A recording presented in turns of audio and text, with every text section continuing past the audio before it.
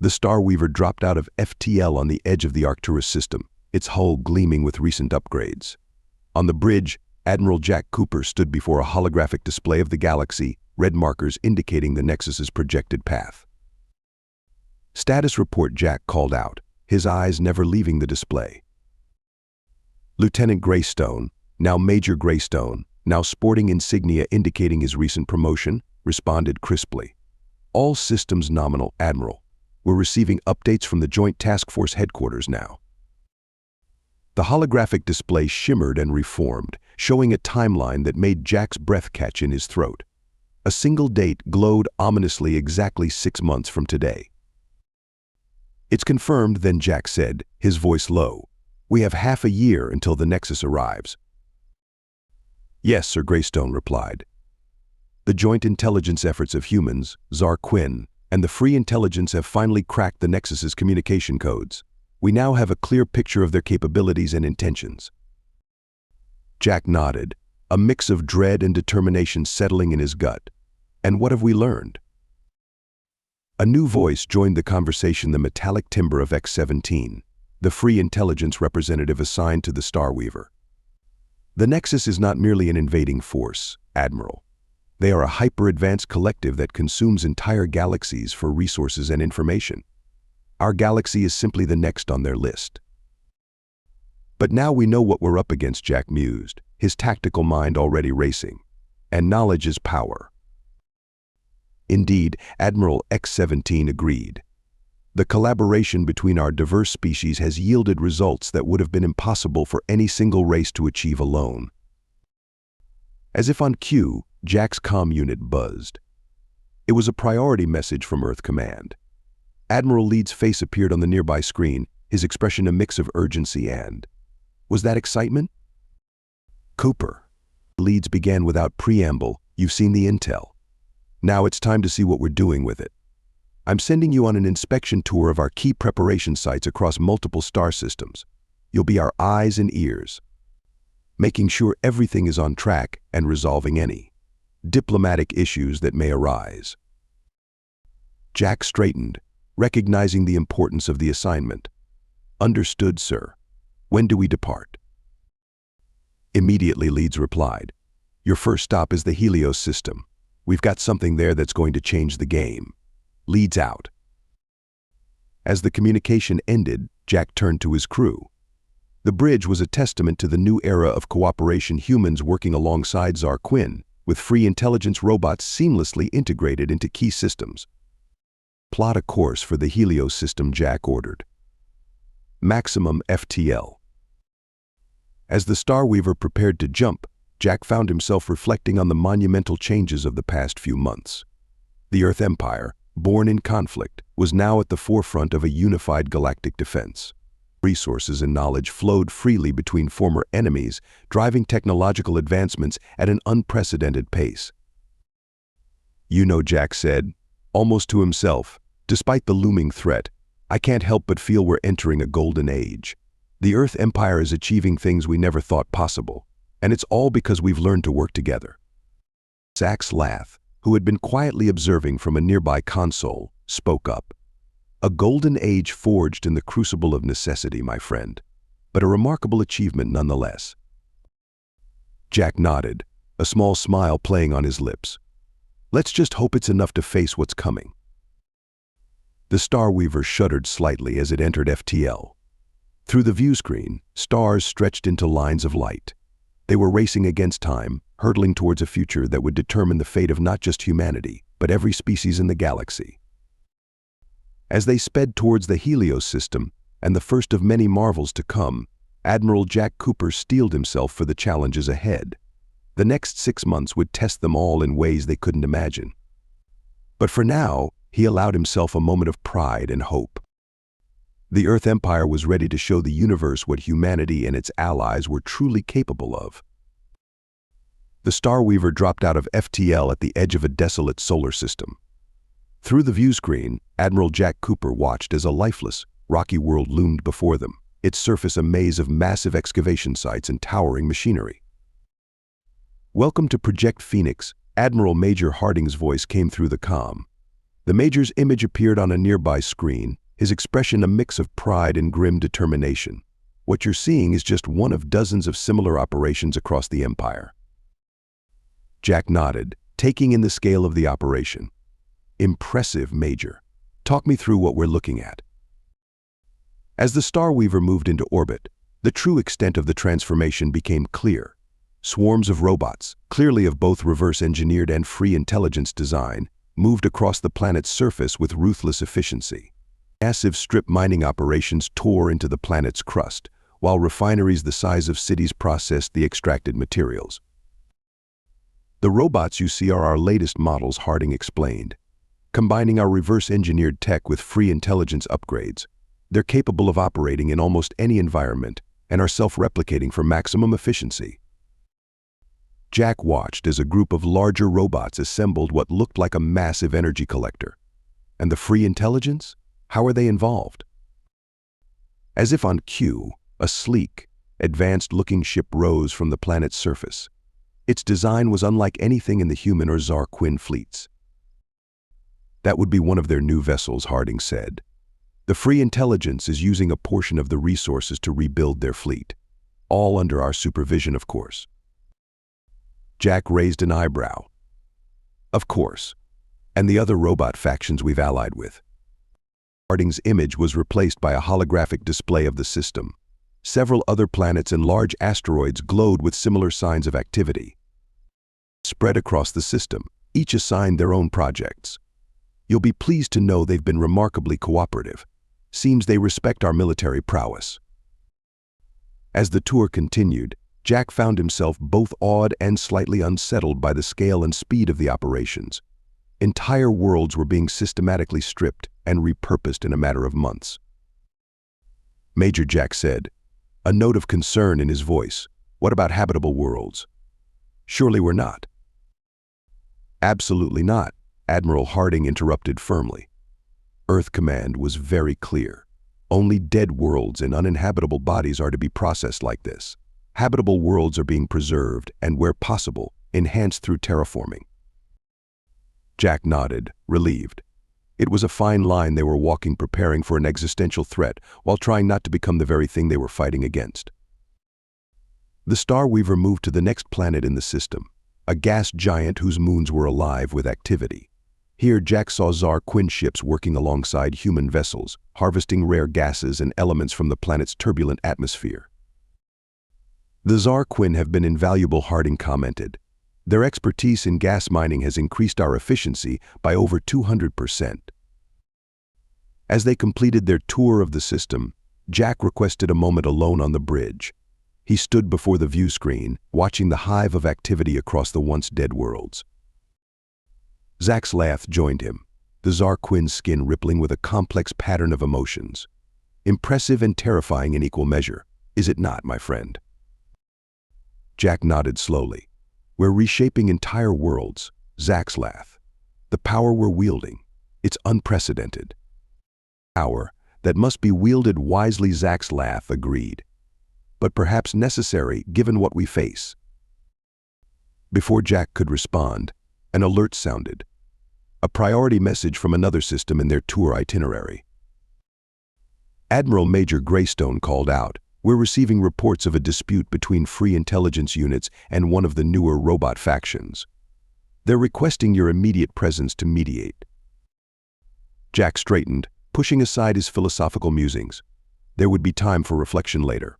Right now, the work of forging this new alliance continued. Set a course, he ordered. Maximum FTL. As the Star Weaver prepared to jump, Jack took one last look at the transformed system. In just a few short months, they had accomplished what would have once taken centuries. It was a testament to what could be achieved through cooperation and shared purpose. But as the stars stretched into lines of light around them, Jack couldn't shake a nagging thought. In their race to prepare for the Nexus, what other consequences might they be setting in motion? Only time would tell if the crucible of this conflict would forge them into something greater or burn away the very things they were fighting to protect. The Star Weaver vanished into FTL, carrying Admiral Jack Cooper towards the next challenge in humanity's greatest undertaking. The Starweaver emerged from FTL into a system teeming with activity. Admiral Jack Cooper's eyes widened as he took in the sight before him. A lush, green world dominated the view screen, surrounded by a complex network of orbital platforms and construction sites. "Welcome to Neo-Earth," Admiral Major Greystone announced. "Formerly a marginally habitable world, now the crown jewel of our terraforming efforts." Jack nodded, impressed. "Patch me through to the command center." The holographic display flickered to life, showing a diverse group of beings: humans, Zar Quinn, and even a few free intelligence robots. At their center stood Dr. Alara Venn, Earth's leading xenobiologist and terraforming expert. Admiral Cooper. Dr. Venn greeted him warmly. "Perfect timing. We're about to initiate the final phase of atmospheric stabilization." Jack leaned forward, intrigued. "Walk me through it, Doctor." As Dr. Venn explained, Jack marveled at the complexity of the operation. Zar Quinn atmospheric processors worked in tandem with human weather control satellites.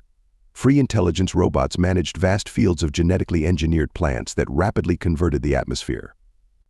It was a dance of technology and biology on a planetary scale. "Incredible," Jack murmured. "And this is all based on combined technologies from our allies." Dr. Venn nodded enthusiastically. "Exactly. The Zar Quinn atmospheric manipulation techniques, combined with our genetic engineering and the free intelligence's predictive modeling. We've reduced terraforming time by 70%. As they watched, the planet's atmosphere visibly shifted, swirling patterns of color resolving into a stable, Earth-like blue. "Atmospheric stabilization complete," one of the free intelligence robots announced. "Neo-Earth is now fully habitable by 82% of known sentient species." A cheer went up from the command center, echoed on the Starweaver's bridge. It was a moment of triumph, a testament to what their alliance could achieve. But the celebration was short-lived. An alert sounded, and Major Greystone's voice cut through the excitement. "Admiral, we're detecting a disturbance in the nearby asteroid belt. It looks like, sir, it's a clash between Zar Quinn miners and one of the independent robot factions." Jack's expression hardened. "Patch me through to both parties." On the split screen, Jack saw a Zar Quinn mining foreman, his skin flashing angry colors, facing off against a stoic robot representative. "What seems to be the problem here?" Jack asked, keeping his voice level. The Zar Quinn spoke first, his translator barely keeping up with his agitated clicks and whistles. "These machines are encroaching on our designated mining zones. We have quotas to meet for the war effort." The robot's response was calm but firm. "We are simply operating at peak efficiency, as instructed. The arbitrary zone designations are suboptimal for resource extraction." Jack held up a hand, silencing them both. "Enough. We're all on the same side here. Foreman, your people's expertise in asteroid mining is unparalleled. And you," he turned to the robot, "your efficiency is vital to our efforts. Surely there's a way to combine your strengths." It took hours of negotiation, with Jack carefully balancing the needs and pride of both parties. In the end, a new collaborative mining protocol was established, promising even greater yields than before. As Jack returned to the Starweaver, exhausted but satisfied, he found Zach's Lath waiting for him on the bridge. "Impressive mediation," my friend the Zar Quinn said, its skin rippling with respectful colors. "But I fear such disputes will only become more common as the deadline approaches." Jack nodded grimly. "I know. The pressure's building, and everyone's on edge. But we can't let these conflicts derail us. There's too much at stake." As if to underscore his point, a priority message came through from Earth Command. Admiral Leeds' face appeared on the main screen, his expression grave. "Cooper, we've got a situation developing in the Omega sector. A group of recently subjugated alien races are protesting the military buildup in their systems. I need you there yesterday to smooth things over. We can't afford any setbacks, not with the Nexus breathing down our necks." "Understood," Sir Jack replied. "We're on our way." As the Starweaver prepared to jump to FTL once more, Jack took a last look at Neo-Earth. The newly terraformed world gleamed like a jewel, a symbol of what they could accomplish together. but the growing tensions threatened to unravel everything they'd worked for. "Plot a course for the Omega Sector," Jack ordered, squaring his shoulders. "And let's hope we can keep this alliance from fracturing before the real fight even begins." The ship vanished into FTL, leaving behind a system transformed by the combined efforts of former enemies. As they hurtled towards the next crisis, Jack couldn't help but wonder in their rush to prepare for the Nexus, were they sowing the seeds of their own destruction? Only time would tell, and time was the one thing they were quickly running out of. The Starweaver dropped out of FTL in the Omega Sector, immediately greeted by a tense standoff. A fleet of ships from various recently subjugated alien races faced off against a contingent of Earth Empire vessels. Admiral Jack Cooper's jaw tightened at the sight. "Status report," he demanded. Major Greystone's fingers flew over his console. "Sir, the coalition of Omega Sector races is demanding an immediate halt to all military construction in their systems. They're threatening to withdraw from the Alliance if their demands aren't met." Jack nodded grimly. "Open a channel to both fleets." As the communication established, Jack found himself facing a diverse group of alien representatives on one side and stern-faced Earth Empire captains on the other. "This is Admiral Cooper," he began, keeping his voice steady. "I'm here to mediate this dispute. Let's start by—" "There is nothing to mediate," interrupted a reptilian alien, its scales flushing with anger. "The Earth Empire promised protection, not occupation. Our worlds are being stripped bare for your war machines." An Earth Empire captain countered, "Every resource is vital in our fight against the Nexus. Surely you understand the stakes." Jack held up a hand, silencing them both. "I understand both your concerns. Perhaps if we review the resource allocation plans, we can find a compromise that—" His words were cut short by an incoming priority transmission. Admiral Leeds' face appeared on a separate screen, his expression grave. "Cooper, we've got a situation. Our long-range scouts have detected Nexus probe ships entering the galaxy. They're ahead of schedule. We need to accelerate all preparations immediately." The news sent a shockwave through both fleets. The Alien Coalition's spokesperson, a luminous, jellyfish-like being, spoke up. "If this is true, then we have no choice but to comply with the Empire's demands. But at what cost to our worlds, our cultures?" Jack felt the weight of the galaxy on his shoulders. He turned to Leeds. "Admiral, with your permission, I'd like to propose a modified plan. One that balances our urgent needs with long-term sustainability for these worlds." Leeds' eyes narrowed, but he nodded. "Make it quick, Cooper. Time is not on our side." Over the next several hours, Jack worked tirelessly, bringing together experts from all sides. They pored over resource maps, production schedules, and cultural impact assessments. It was a delicate balance, trying to meet the Empire's urgent military needs while preserving the essence of these alien worlds.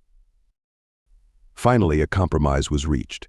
Certain sacred sites and ecologically crucial areas would be protected, while the aliens would contribute more skilled labor to accelerate production elsewhere. It wasn't perfect, but it was a start. As the fleets dispersed, crisis averted for now, Jack retreated to his ready room. He was exhausted, the strain of constant negotiation and looming threat wearing on him. Zack's Lath found him there, staring out at the stars.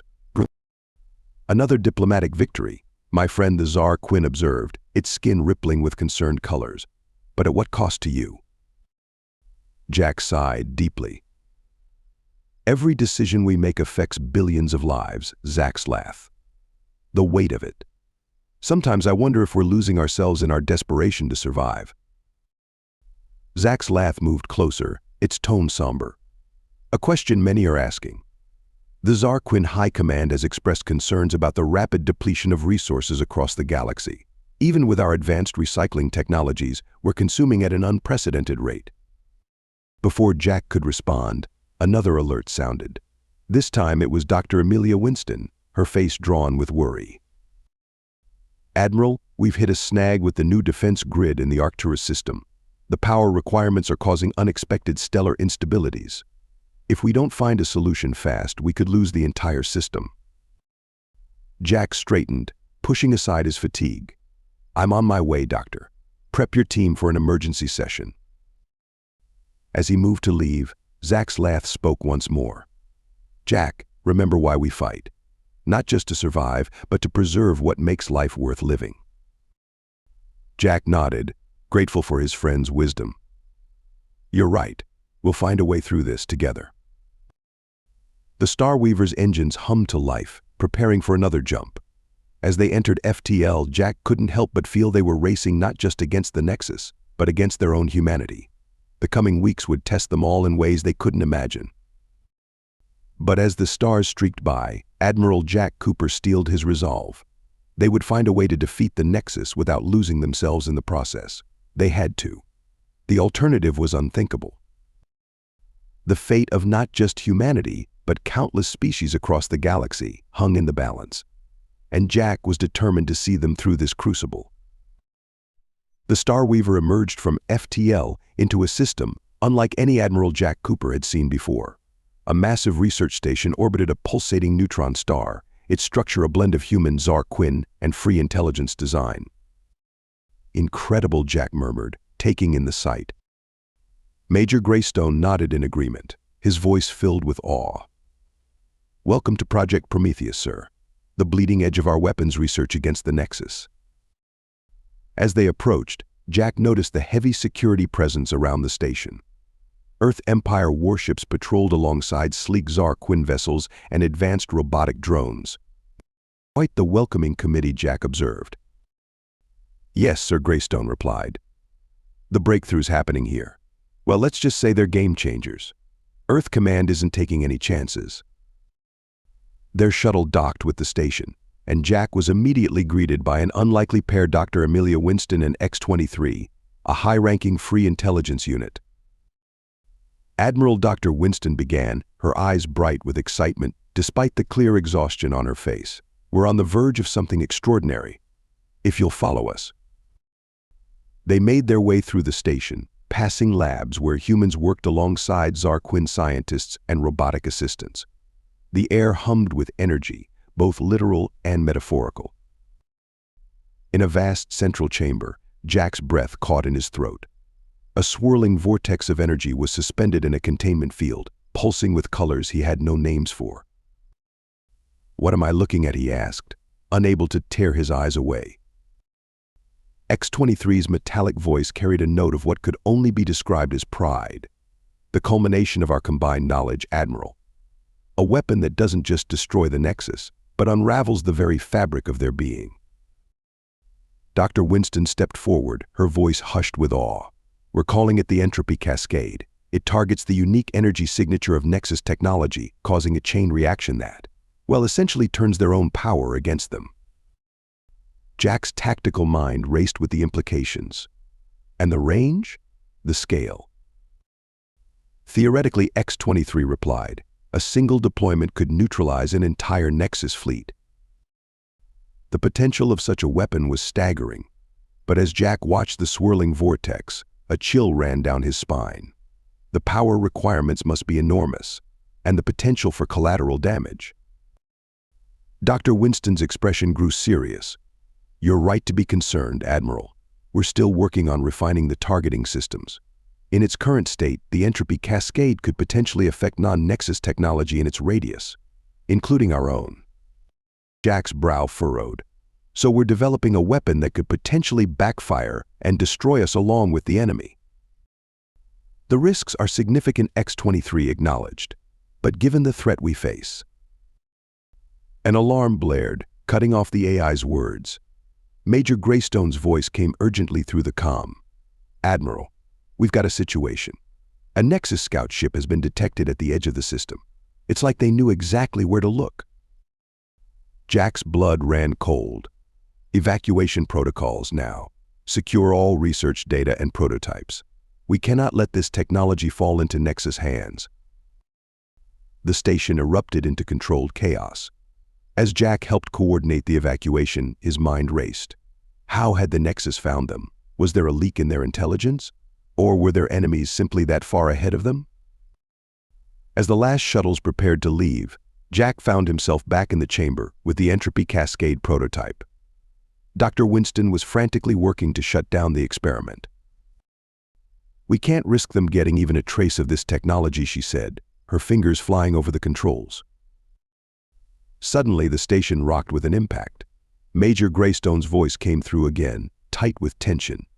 "Sir, the Nexus ship is attacking. Our fleet is engaging, but some fighters have broken through." Jack made a split-second decision. "Doctor, forget the shutdown. Overload it." Winston's eyes widened. "Admiral, the resulting explosion could tear this station apart." "Exactly," Jack replied grimly. "We'll use it to cover our escape and take out any Nexus forces that have breached our defenses." As they raced to the last shuttle, explosions rocking the station around them, Jack couldn't help but reflect on the irony. Their greatest weapon against the Nexus might be destroyed before it could ever be used, becoming instead a last-ditch defense. The shuttle broke free of the disintegrating station just as the entropy cascade overloaded. The resulting explosion was like nothing Jack had ever seen, a swirling maelstrom of energy that seemed to devour light itself. As they sped towards the Starweaver, Jack watched the sensor readings in awe. The Nexus ships caught in the blast simply unraveled, their very structure coming apart at the seams. "My God," Major Greystone breathed. "It actually worked." Jack nodded slowly, his mind already racing ahead to the implications. They had seen the power of the entropy cascade firsthand now, but at what cost? And how long before they could replicate it? As the Starweaver prepared to jump to FTL, leaving behind the remnants of Project Prometheus, Jack felt the weight of command pressing down on him more heavily than ever. They had glimpsed the future of warfare today, and it was both awe-inspiring and terrifying. The race against the Nexus had entered a new phase, and Admiral Jack Cooper knew that the decisions made in the coming weeks would shape the fate of not just humanity, but every species in the galaxy. With a deep breath, he gave the order to jump.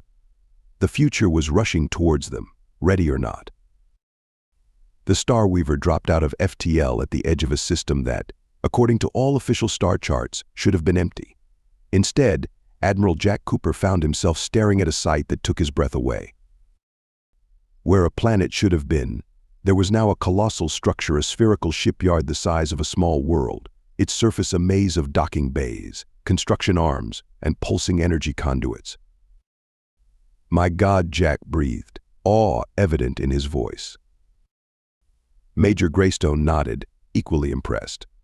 "Welcome to Arsenal Prime, sir, the heart of the Earth Empire's shipbuilding efforts." As they approached, the true scale of the operation became clear. Dozens of massive warships were in various stages of construction, each easily dwarfing the Starweaver. Swarms of smaller craft and construction drones buzzed around them like insects tending to giants. "How is this possible?" Jack asked, his tactical mind already racing to comprehend the strategic implications. To build something on this scale, in this time frame. A familiar voice answered from behind him. "It is the result of true cooperation, my friend." Jack turned to see Zax Lath entering the bridge, the Tsar Quinn's skin rippling with colors of pride and anticipation. "This station," Zax Lath continued, "represents the combined efforts of every race and faction within the Empire. Human ingenuity, Tsar Quinn energy manipulation, free intelligence, computational power, and resources from 100 worlds." As if on cue, a massive docking bay opened in the station's side. A ship emerged, unlike anything Jack had ever seen. It was sleek yet powerful, its hull shimmering with an otherworldly energy. "The first of our Nexus breakers," Major Greystone announced, pride evident in his voice. "Equipped with a scaled-up version of the entropy cascade weapon." Jack watched in awe as the ship gracefully maneuvered away from the station. "How many can we produce?" "At current capacity, 1 every 3 days," Greystone replied. "And that's just from this station. We have smaller operations set up in key systems across the Empire." As they watched, more ships began to launch cruisers, destroyers, and carriers, each incorporating technology from the various allied races. They formed up into battle groups, their movements choreographed with eerie precision. "It's a beautiful sight," Jack mused, "but at what cost? How many worlds were stripped to make this possible?" Zaxlath's colors shifted to a more somber pattern. The price has been high, Jack, but it is a price freely paid by those who understand the stakes. A priority communication alert sounded, interrupting their contemplation. Admiral Leeds' hologram materialized on the bridge, his expression a mix of pride and grim determination. "Impressive, isn't it?" Cooper Leeds said, gesturing to the vista before them. "This is the culmination of everything we've worked for. Our best hope against the Nexus." Jack nodded, but couldn't shake a feeling of unease. "It's incredible, sir. But will it be enough?" Leeds' expression hardened. "It has to be. Our latest intelligence suggests the Nexus main fleet will arrive within the month, earlier than we anticipated." The news sent a shockwave through the bridge. A month. After all their preparations, all their sacrifices, they were still racing against the clock. Sir Jack said, straightening, "Request permission to lead the defense fleet." Leeds studied him for a moment, then nodded. "Granted. You've been at the forefront of our preparations, Cooper. You've earned the right to see this through."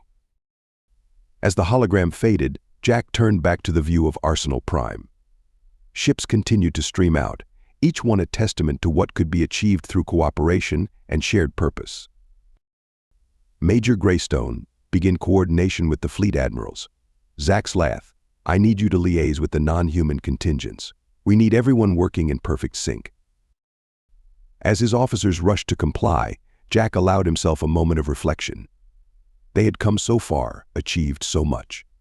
The Earth Empire, born in conflict, had become the galaxy's best hope for survival. Yet as he watched the armada assemble, gleaming and powerful against the backdrop of stars, Jack couldn't shake a feeling of impending doom.